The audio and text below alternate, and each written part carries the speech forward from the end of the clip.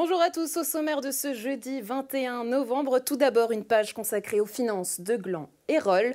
Ensuite, retour sur l'événement star du week-end dernier, le mondial de fondu à Tartenien. Bienvenue pour votre journal hebdomadaire du district de Nyon.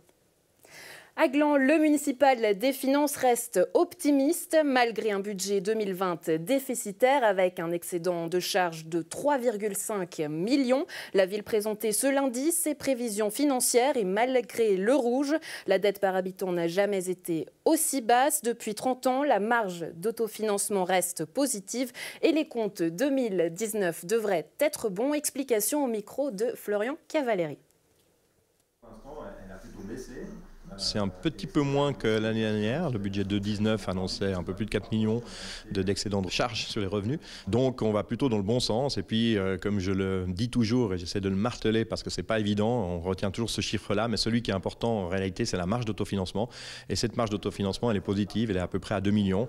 Et en réalité elle sera largement plus élevée que ça parce que depuis le bouclement de ce budget, on sait que la taxe d'équipement communautaire pour la combat devra être reportée sur 2020, ce qui fait qu'on a à peu près 3,7 millions qui sont reportés. Donc on a une marge d'autofinancement positive de 5,7 millions au budget 2020 qui serait corrigé. Je ne peux pas le corriger à l'heure actuelle, mais c'est ce que ça donnerait sur les chiffres réels qu'on a aujourd'hui.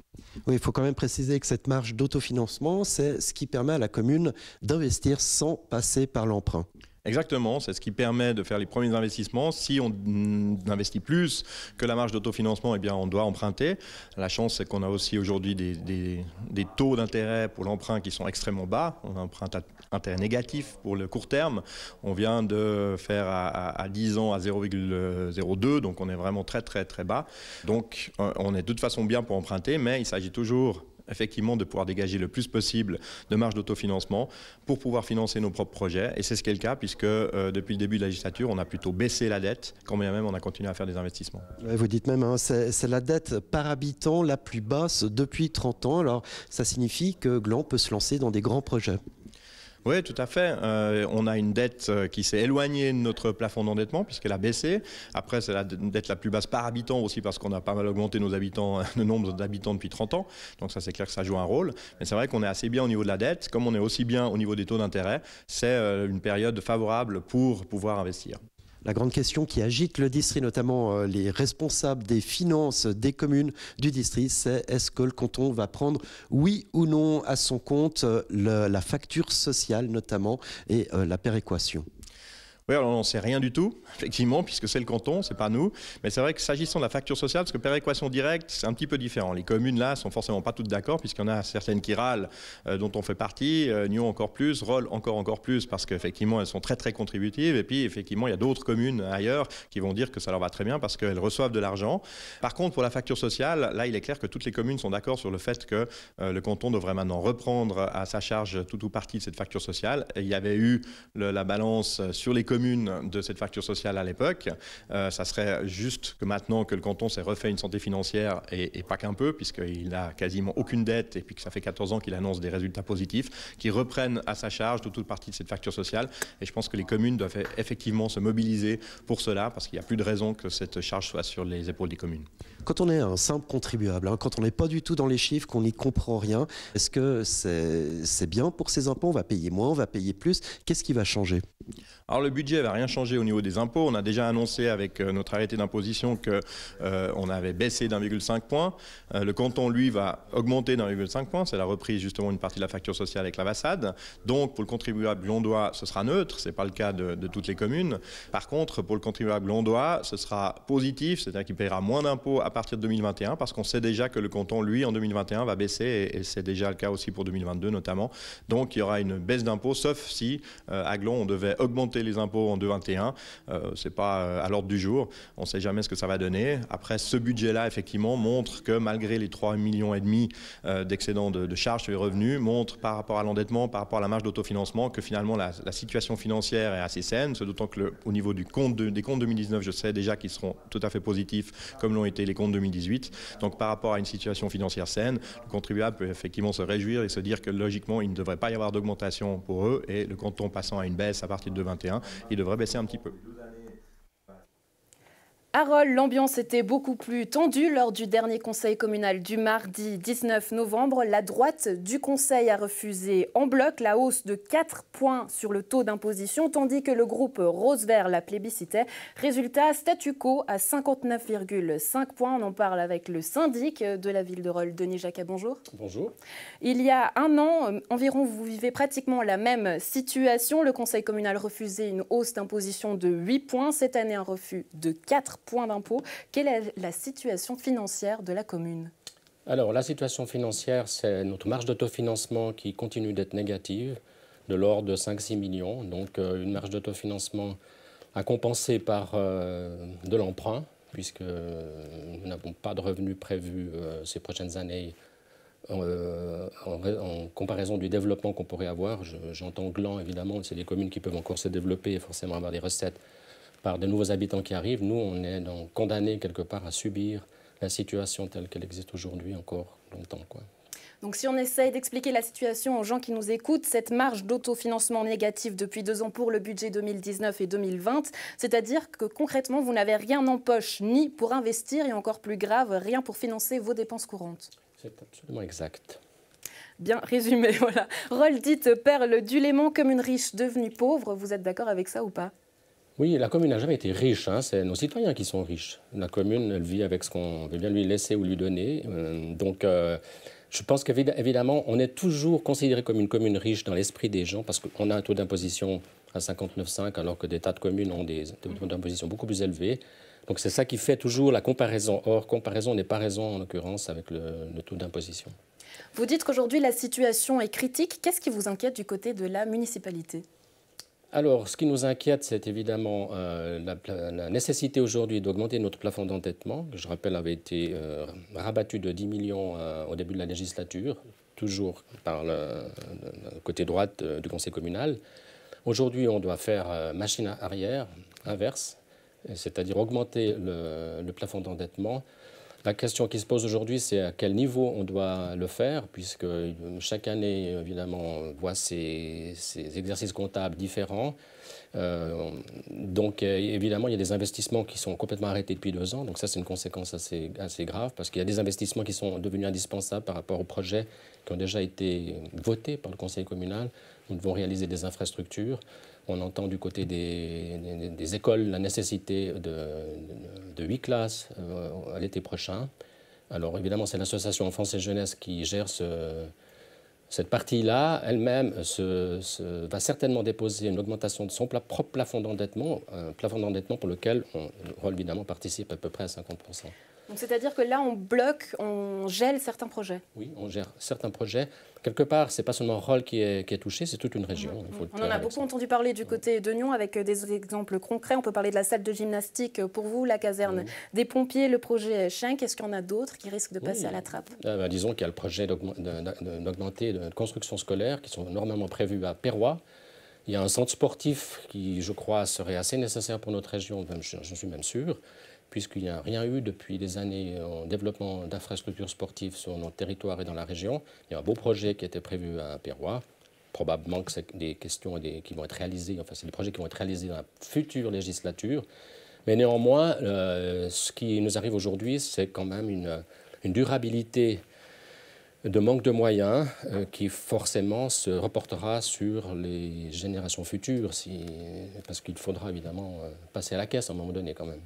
Donc évidemment, vous pointez du doigt la facture sociale et la péréquation, mais Denis Jacquet, en termes de responsabilité de la commune, quelle est votre responsabilité dans tout ça? Il y a des choses pour lesquelles, évidemment, on peut influencer, évidemment, les économies sur le budget. Et ça, c'est quelque chose que l'on fait depuis 2 ans. Ça a des conséquences, évidemment, sur l'entretien des routes, sur l'entretien des bâtiments, sur un certain développement qui est devenu nécessaire, parce que pendant de nombreuses années, peu a été fait, je veux dire pas rien, peu a été fait en termes d'infrastructure. On doit accompagner des projets existants, parce qu'il y aura, exemple, le projet But de Jardin, où actuellement on construit un nouveau bâtiment en plein centre-ville. Il faudra faire des aménagements extérieurs, et nous n'avons pas l'argent pour le faire à ce jour. Le projet de fusion entre Rolle et Sertines-sur-Rolle et Tartenien avait été repoussé de 6 mois en cause justement l'incertitude sur le taux d'imposition de la future commune. Aujourd'hui, au vu de la situation financière de Rolle critique et difficile, est-ce que vous pourrez reprendre ce projet de fusion? Oui, on peut le reprendre. Il faut juste une volonté politique, notamment en l'occurrence de la droite. Je pense qu'avec la proposition que nous avions faite l'autre soir, il y avait moyen de rester attractif pour les autres communes, si tant est que l'attractivité financière reste le moteur principal. Là, évidemment, on s'enfonce et on ne donne pas de signe, en tout cas d'une volonté du côté de Rolle, de régler certains problèmes financiers qui sont, à mon avis, quelque part des problèmes qu'on doit régler en interne et pas forcément qu'on doit reporter sur le canton, puisqu'il y a un déficit structurel apparu depuis 2 ans. Mais ces problèmes internes, justement, qu'est-ce que vous voulez dire par là? Qu'il y a quelque chose à l'interne qui fonctionne mal au niveau des finances? Non, on a fait des réalisations, vous l'avez dit. On a fait la Grand Rue, on a fait le port, on a fait la caserne de pompiers, on a des infrastructures scolaires.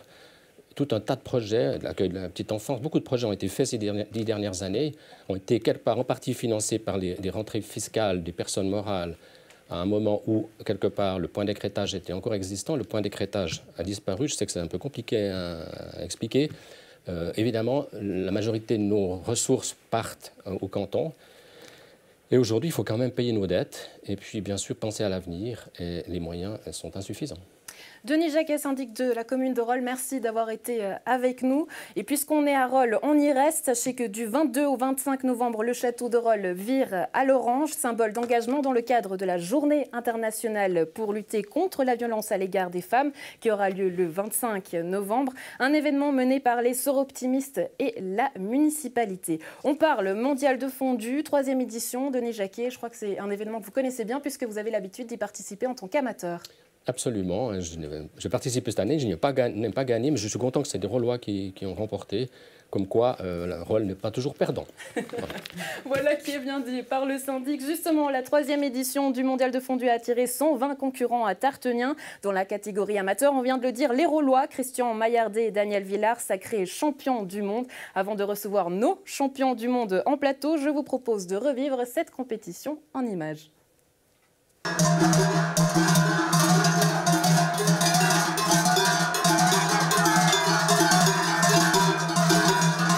On va accueillir dans quelques instants les finalistes amateurs. On en est à quel stade ici dans ce mondial de fondue 2019? Alors c'est la première série des amateurs, les 4 premiers amateurs. Peut-être que se cache dans ces 4 amateurs, le nouveau champion du monde amateur. Les qualifications, c'était un peu exceptionnel, un niveau très haut et je crois que la finale va réserver beaucoup de surprises. Au taquet, on va gagner. On est au top, on va gagner. C'est nous, ouais, passionné. Nouveau champion du monde. Voilà. Ça boit en cuisine quand on fait la fondue? Non, on ne boit pas. On regarde, on observe et tout, etc. Et puis vu que les concurrents boivent de l'alcool, donc on essaye de faire comme eux. Vous êtes là pour la gagne ou pour le plaisir? Les deux. Et je pense que dans 1 minute, 2 minutes, on va commencer à mettre le fromage. D'habitude, je suis à la fourchette, mais après, je me fais chambrer par mes copains. Alors cette fois, j'ai fait à la cuillère en bois comme il faut. Mais il y en a qui brassent au 4, ça sort tout du caclon, ça va pas. Alors nous, on ne l'a fait pas au vin blanc, mais on l'a fait à la bière. C'est ça votre recette secrète à l'ail? Je suis pas sûr que ce soit un secret, mais c'est une valeur sûre, disons. On vous a donné des consignes pour juger les fondus? Pas du tout. Non. À nous avec notre ressenti, avec notre plaisir, avec notre envie. C'est pas dur de se faire juger la fondue? Non, c'est toujours bon une fondue. Ils ont l'air impénétrables ces jurys. Non, mais ils ont l'air très concentrés, c'est bien. C'est parfait. On est anxieux à cette étape du processus? Ouais, il y a toujours un peu d'angoisse dans cette situation, mais on s'est vraiment bien préparé pour cette journée. On a eu un coup de chaud, mon collaborateur s'est trompé du côté du bouton, il a augmenté le gaz. C'est compliqué, mais ça se passe bien. Pourquoi c'est compliqué? Toujours un peu le Bronx, comme d'habitude, mais voilà, on fait avec. Ah, vous êtes clairement venu pour faire le show, vous? On est venu pour faire le show et puis surtout pour participer à cet événement qui régionalement est top de top. Philippe Chevrier qui déguste sa fondue, c'est pas mal. C'est pas mal, oui. Vous avez fait de la fondue pour Philippe Chevrier? Ouais, c'est bien. Très bien. Vous n'avez pas l'air satisfait? Si, non, tout va bien. Tout se passe bien. C'est difficile parce que tout est très bon. C'est un beau niveau cette année. C'est un très beau niveau cette année. Ouais. Un bel alpin, une belle texture, effectivement un fil qui évolue comme il faut. Elle est moelleuse, elle est onctueuse, elle est longue en bouche. Mais c'est la première, la deuxième manche, donc il y a peut-être quelques surprises qui nous attendent.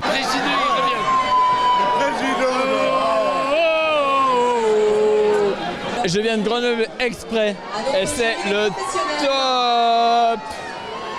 Merci les Suisses, merci pour le mondial de la fondue. Ouais, ils vont gagner, c'est les meilleurs à la bière. Prenez la fondue à la bière, pas seulement. J'espère que c'est lui qui va gagner parce que comme c'est lui qui m'a battu en qualification, que je sois battu pour quelque chose. On a déjà un niveau là chez les amateurs qui est déjà très haut, je trouve. Et puis on sent une passion. Et puis tout le monde, il y a une convivialité extraordinaire. On a une responsabilité quand on est ambassadeur du fromage, de venir à un mondial de fondue. Déjà de promouvoir la fondue de Tarteniens et de Suisse. Et après, c'est d'essayer aussi d'emmener des personnes du monde entier. Je vais en parler bientôt à nos Canadiens, à des clients avec qui je travaille pour les faire venir peut-être dans 2 ans. Je viens de sortir. Je suis tout ému. On a essayé de faire une fondue extraordinaire avec des produits tout simples. Et je pense que si on est champion du monde, c'est pas par hasard. C'est un super cuistot, c'est un super ami, mais il est super con parce qu'il fait toujours meilleur que nous, sauf aujourd'hui. Daniel Villard et Christian Maillard. Alors ça y est, vous êtes les nouveaux champions du monde amateurs. Ouais, c'est vrai, tu vois, c'est incroyable. Surtout, ce qui est important, c'est qu'aimer le fromage, aimer la fondue. Et puis là, t'es bon, quoi. Alors, ton papa est champion du monde maintenant. Oui, et je suis trop content. Parce qu'ils avaient déjà essayé il y a 2 ans, mais ils n'avaient pas réussi. Mais cette fois, ils l'ont réussi. T'es fier de lui? Oui. C'est bon, inattendu. On était juste là pour s'amuser. Maintenant, je dois franchement dire que je vais pas faire de fondue. J'ai plutôt mangé du poisson ou de la viande. Parce que là, le fromage, c'est bon. Santé à nos champions, ils sont avec nous. Je peux vous dire que ça sent drôlement bon puisque j'ai la fondue juste en dessous de mon nez. Merci d'être avec nous. Santé, félicitations. Merci pour l'invitation. Alors, c'est pas par hasard que vous êtes champion du monde, c'est ce que vous nous disiez en sujet. Donc, on va goûter tout à l'heure. Stéphane, vous nous direz si elle est autant bonne que durant ce mondial. Comment vous la sentez pour l'instant? Pas mal. Avec l'air d'ici du studio, mais je crois qu'elle va pas mal. Elle veut bien aller, vous verrez, dans 3 minutes, elle est prête. Ouais. Alors à NRTV, c'est une tradition, on accueillera à chaque fois les grands vainqueurs de ce mondial. Qu'est-ce qui fait finalement le succès de votre fondue, selon vous? On vous dit banal, mais finalement cette fondue, elle est bonne, elle est crémeuse. Non, c'est pas une question qu'elle soit banale. C'est ce qu'on a cherché, c'est vraiment le côté crémeux. Et puis de mettre en avant le gruyère, et avec évidemment du vacherin, parce que sinon c'est pas une fondue. Mais après, on n'a pas été chercher dans avec des composants, des ingrédients bien spéciaux. On est resté très traditionnel. L'ingrédient secret, on ne le saura pas, c'est ce que vous voulez nous dire. C'est la simplicité. Ouais. Il fait de la langue de bois, vous l'aurez compris, Stéphane Jaillet. Pour cette 3e édition, vous avez rajouté un jour de plus. Comment ça s'est passé? Presque 2. Presque 2. Puisqu'on a commencé le vendredi soir, ça s'est extrêmement bien passé. Le vendredi, on a dû chauffer un petit peu comme le mélange à fondu, on a dû chauffer un petit peu toute notre équipe. Donc il y a eu un tout petit retard sur les livraisons de fondu. Par contre, le samedi et le dimanche, les gens nous ont vraiment donné leurs bananes. On a perdu Chiquita sur Roll. Ils sont partis un peu plus loin, mais là, on a eu que des bananes sur Tartenien, donc c'était juste parfait. Et des belles bananes rolloises avec nous sur le plateau, j'ai envie de dire. Vous avez goûté leur fondue? Alors non, parce que j'avais tellement d'autres choses à faire que de goûter les fondus, et il faut des pros pour les goûter. C'est ce qu'on veut au niveau du mondial, c'est la crédibilité. Alors bien sûr, la bonne ambiance, l'animation, la suissitude, mais on se doit d'être crédible. On nomme 2 catégories de champions du monde, donc on doit être crédible. C'est pour ça que cette année, avec le support de Philippe Chevrier, on a eu des meilleurs ouvriers de France, donc pour donner aussi cette ouverture et cette crédibilité à l'événement.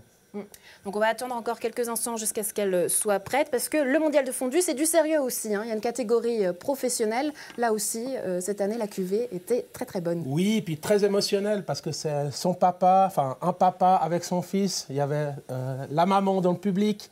C'est vrai que les fromages viennent de 3 cantons différents, donc on en parlera aussi plus tard dans l'après mondial. Mais c'est vrai que l'émotion autour du cathlon, c'est cristallisé autour d'une famille pour ces 2 champions du monde pro.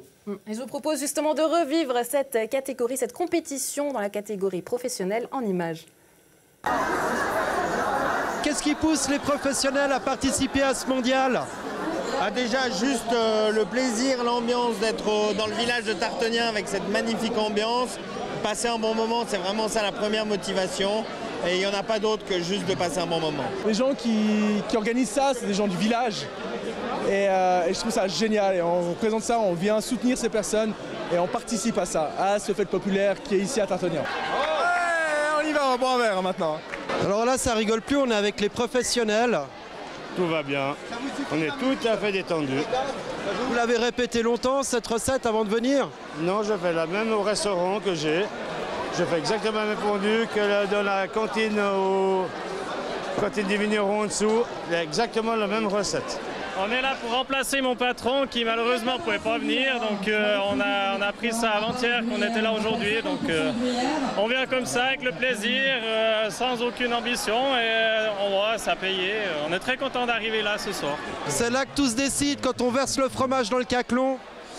Alors, tout se décide, ça se décide surtout avant dans le choix du fromage et après, effectivement, dans la préparation, la texture, la bonne quantité de vin ajouté. C'est effectivement là que ça se passe. Ouais. On va rester un, mais je pense qu'on est sur une bonne consistance. Ça, on est bien là, on est bien. C'est ça l'important, c'est la consistance. C'est ce qui est important, c'est le plaisir. Ils ont l'air bien à côté aussi, belle consistance, belle texture. On a envie d'en goûter. Hein. On est un peu jaloux, mais on se débrouille pas mal et voilà, on lâche rien. Et puis vous êtes prêts aussi? Je suis pratiquement prêt, il manque encore quelques minutes et 2-3 ingrédients. C'est une fondue très intéressante, on sent beaucoup le goût du fromage. Et, comme il disait, une fondue un peu plus épaisse justement, pour que tous les arômes se délectent. Ils sont bons les concurrents? Ouais, je me réjouis de voir la différence de niveau entre les pros et les amateurs. C'est vraiment super intéressant. Je ne pensais pas qu'il y ait autant de différence déjà au début. Quoi. Pleine phase de jugement, comment ça se passe? Pour l'instant ça va, je crois. On verra les résultats. Pas trop tendu? Non, ça va. Légèrement quand même, mais ça se passe bien. Je pense qu'on est tous un peu kiff-kiff. Et après, ça va voilà, se départager un petit peu en fonction des fromages qu'on a choisis, l'amour qu'on a mis dedans. Mais je pense que voilà, chaque fondue qu'il y a là, elles sont bonnes. On tient le futur champion du monde ou bien? Non. Non, on verra. Ça dépend des jurys, ça dépend des goûts des gens. On verra bien. On est plus sévère avec les professionnels qu'avec les amateurs ou bien? Alors un petit peu, oui, quand même.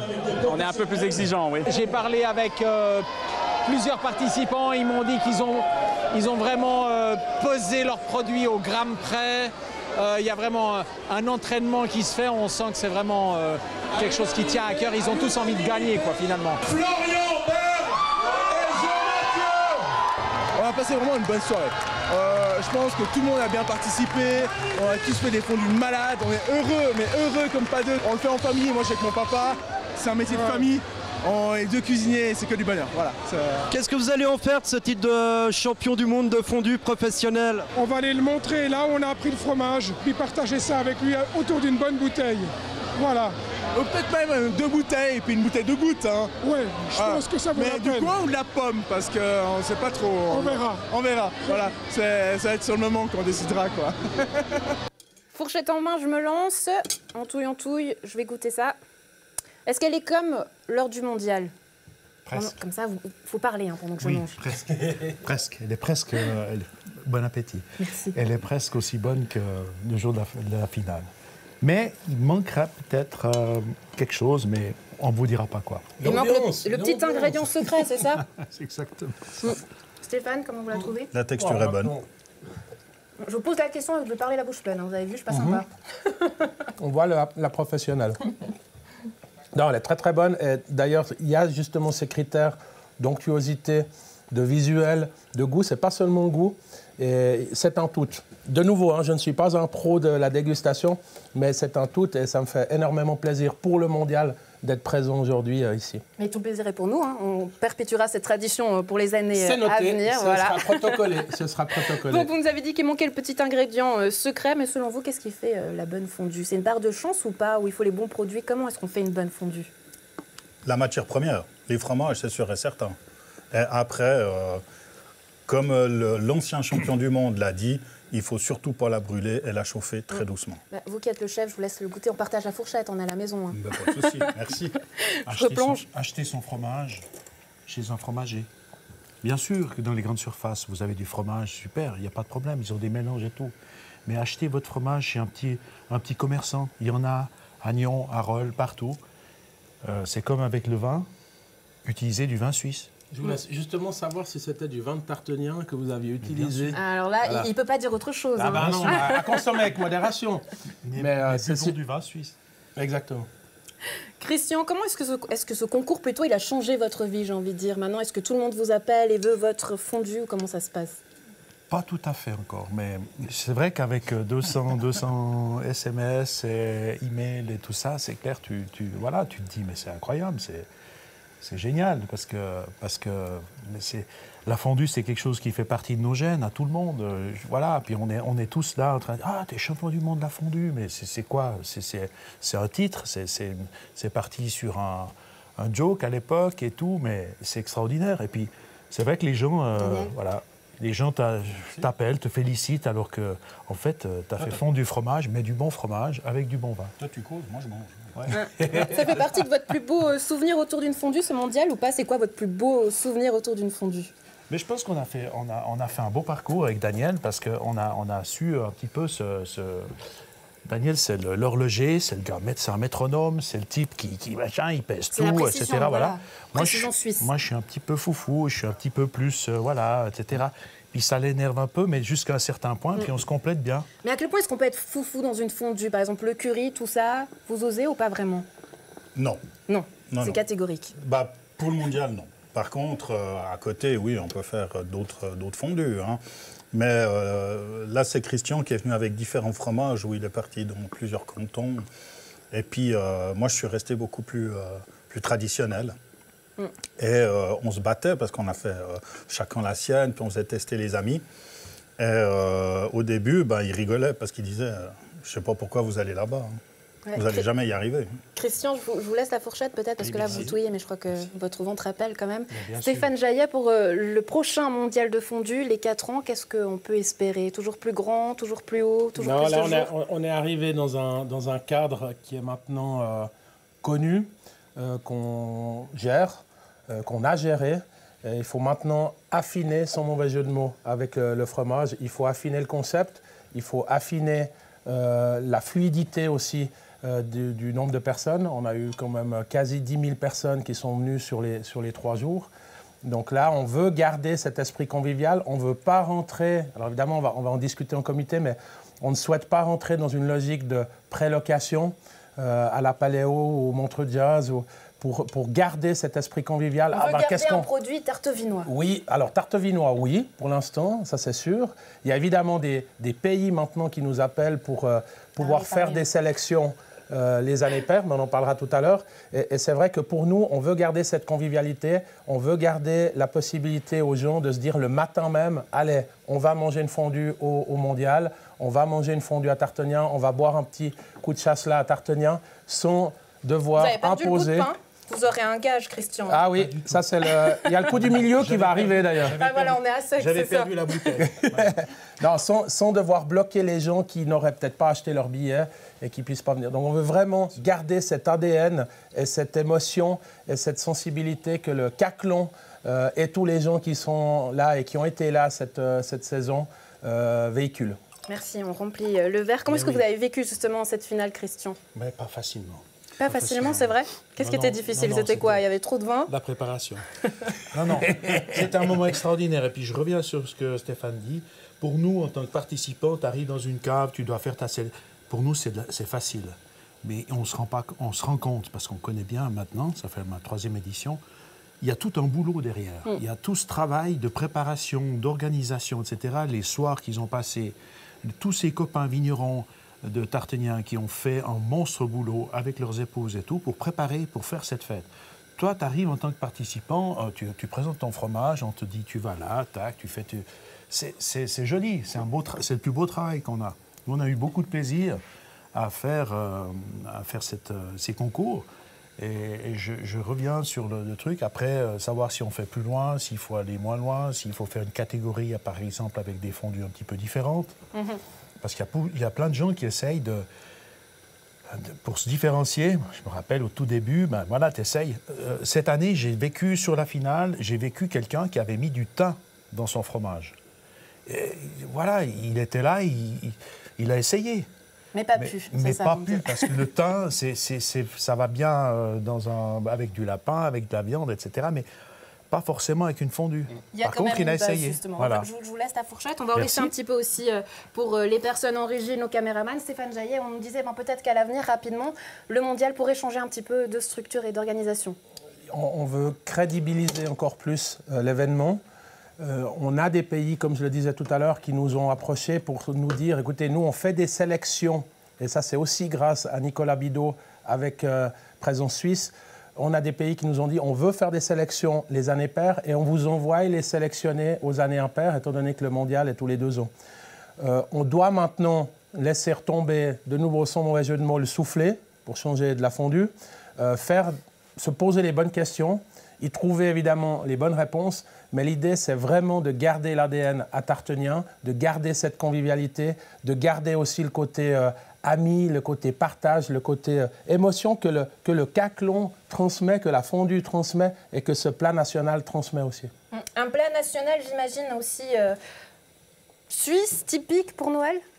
Qu'est-ce que vous en pensez? Toute l'année, 1er août, on mange la fondue, ou la raclette, c'est égal. Il faut simplement avoir des ambassadeurs et toutes les personnes qui sont venues, que ce soit les concurrents, les compétiteurs, les jurés, les bénévoles, les visiteurs, les partenaires, les prestataires, et j'en oublie, tous ces gens-là sont venus avec une bonne ambiance et comme je le disais avant, avec la banane, regardez les reflets filmés, etc. Il n'y a que des gens qui ont le sourire et tout. Et je crois qu'il y a vraiment cette onde qu'on veut encore travailler, mais travailler dans la bonne humeur.